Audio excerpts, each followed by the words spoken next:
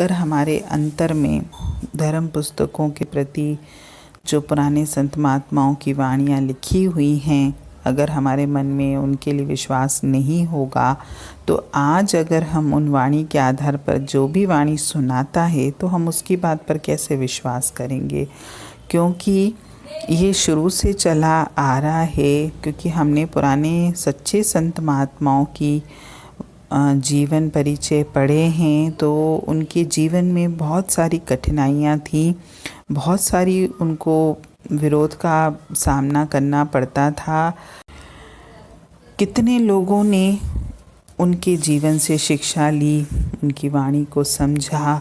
उन्होंने तो यहाँ तक बोला था कि जब आप अपने अंतर में जुड़ोगे, अंतर में जाओगे, तो तुम्हें अपने आप उस परमात्मा रूपी शब्द, परमात्मा रूपी प्रकाश का अनुभव होगा। और उन्होंने कहा था, इस प्रकाश को अनुभव करने के लिए तुम्हें एक आँख वाला बनना पड़ेगा, यानी जीवन में सबको एक समान देखना पड़ेगा, क्योंकि परमात्मा की नज़र में सब एक समान है।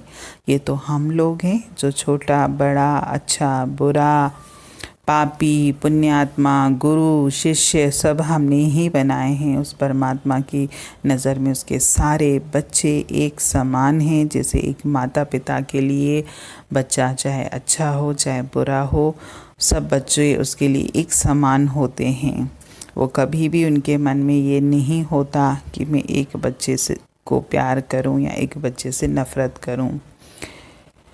लेकिन उनकी इतनी गूढ़ बात भी लोगों ने नहीं मानी और विश्वास नहीं किया।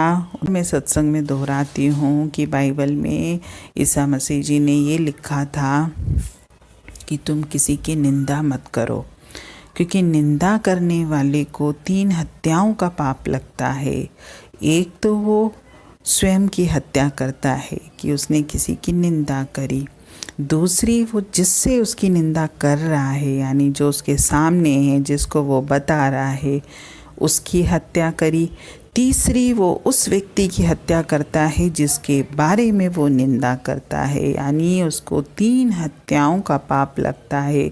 लेकिन इतनी गूढ़ बात ना तो उस वक्त के लोगों ने समझी थी, ना ही आज ये बात कोई मानता है। तो जब इतनी छोटी सी बात भी अगर इंसान नहीं मानता, नहीं इसको जीवन में चला सकता, तो परमात्मा मेरे अंतर में है, इतनी बड़ी बात कौन मानेगा। क्योंकि जिस दिन हम समझेंगे ना कि हमारे अंतर में परमात्मा विराजमान है, तो हमसे तो कोई गलत कर्म होगा ही नहीं। लेकिन हम तो बिंदास गलत कर्म किए जा रहे हैं, क्योंकि हमको क्या लगता है, हमें देखने वाला कोई है ही नहीं। जब संसार के सामने होते हैं, दूसरों के सामने होते हैं, तब तो हम अच्छे बने फिरते हैं कि हमारे जैसा अच्छा कोई है ही नहीं। और जहाँ संसार या कोई व्यक्ति मेरे आसपास नहीं होता, तो मेरी ठगियाँ, चोरियाँ, बेईमानियाँ सब चालू हो जाती हैं। उस वक्त मुझे ये नहीं लगता कि मेरे अंतर में जो परमात्मा बैठा है वो तो मुझे हर पल देख रहा है। हम तो कर्म अच्छे भी करते हैं, तो किसको दिखाने के लिए? संसार को दिखाने के लिए।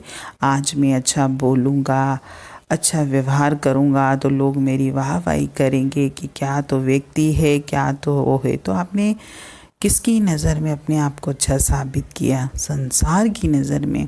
और आप अंतर से कितनी दूषित हो, आपके अंतर में कितना गड़बड़ घोटाला है, ये तो वो परमात्मा हर पल देख रहा है। लेकिन मुझे उसकी परवाह ही नहीं है। मुझे परवाह किसकी है? इस संसार की। मुझे किसकी नज़र में अच्छा बनना है? संसार की। मुझे परमात्मा की नज़र में अच्छा बुरा कुछ नहीं बनना, क्योंकि मैं तो मानता ही नहीं इस चीज़ को कि परमात्मा तो मेरे अंतर में और हर पल मुझे ऑब्ज़र्व कर रहा है। और उसकी वजह से ही मेरे जीवन में जो कर्मों की खेती दिन ब दिन बढ़ती जा रही है, उसका कारण यही है। बाहर से तो आजकल कोई भी गलत कर्म करता ही नहीं है। कोशिश सबकी ये रहती है कि हम अच्छे से अच्छा करें, लेकिन हमारे मन से कितने गलत कर्म होते हैं ये तो हर व्यक्ति खुद जानता है। मन से तो हम ऐसे ऐसे कर्म करते हैं कि शायद अगर हमको कभी किसी को जीवन में बताना पड़े ना, तो हम तो खुद ही अपने कर्मों की गठरी देखकर ही शर्मा जाएंगे। और लेकिन हम क्या सोचते हैं कि बाहर से तो मैं किसी को कुछ नहीं बोलता, बाहर से तो मैं किसी का दिल नहीं दुखाता, बाहर से मैं किसी से ऊंची आवाज़ में बात नहीं करता, बाहर से तो मैं सबसे प्रेम करता हूँ। अरे भाई, आप अंदर से भी तो प्रेम करो सबसे, क्योंकि अंदर ही बैठा वो परमात्मा सबका हिसाब लगा रहा है। वो भजन भी बोलते हैं ना कि अंदर बैठा अंतर्यामी सबका हिसाब लगाता, मेरे दाता के दरबार में सब लोगों का खाता। बहुत अच्छा भजन है और इस भजन में सच्चाई भी है।